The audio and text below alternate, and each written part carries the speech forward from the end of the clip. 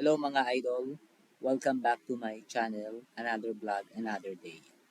Turuan ko kayo kung paano mag-submit ng OSH program kay Dole dito sa bago nilang client portal. Punta tayo dito sa my clients.ncr.dole.gov.ph. Hanapin natin dito sa ibaba yung itong company OSH program. Ito.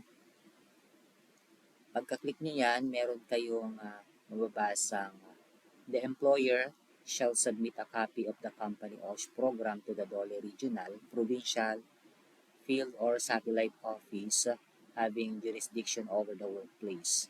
The employer shall ensure that the core elements of the OSH program are integrated in the company OSH program such as management, commitment, and employee involvement, workplace risk assessment, hazard prevention and control, safety and health training and education, and OSH program evaluation. Sign company commitment to comply OSH requirements together with the company OSH program using the prescribed template shall be considered approved upon submission except for construction safety and health program, which shall need approval by Dole prior to construction. I-click lang natin yung proceed. Meron lang siyang privacy consent notice. I-agree nyo lang ito.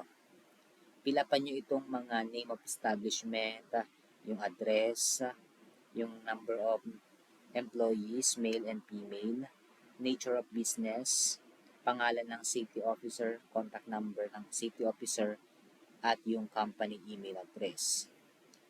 Pagka-click nyo, punta kayo dito sa may type of report, select an option below.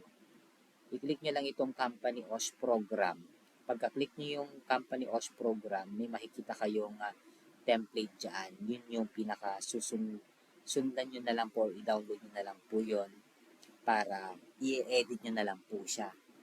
After that, pagka-edit nyo, i-submit nyo lang po yun, i-attach nyo lang, then click nyo po yung submit. Maglo-loading lang siya ng kaunti, tapos meron na po siyang tracking number. And that's it na po. Successful na po yung pag-submit ninyo ng OSH program ninyo. Yun lamang mga idol, don't forget to subscribe and comment kapag may mga katanungan kayo. Maraming salamat mga idol.